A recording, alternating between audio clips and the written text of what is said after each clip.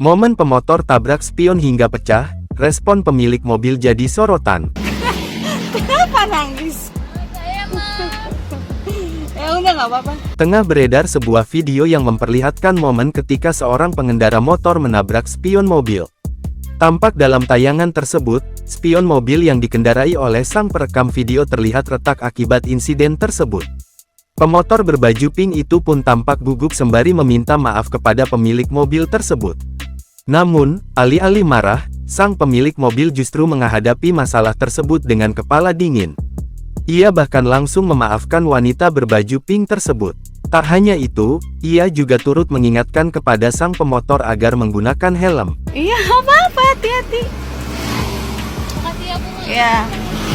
Lain kali pakai helm ya. Lain kali pakai helm. Iya. Kita ketinggalan. Mendengar respon sang pemilik mobil, pemotor itu pun sontak meneteskan air matanya karena merasa tak enak dengan pemilik mobil tersebut. Kenapa nangis? Saya mah.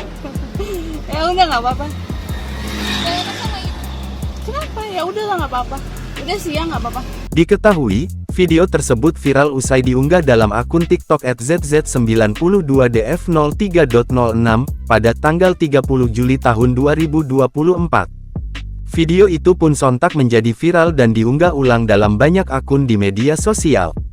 Warganet yang menyaksikan unggahan tersebut pun ramai memberikan komentar.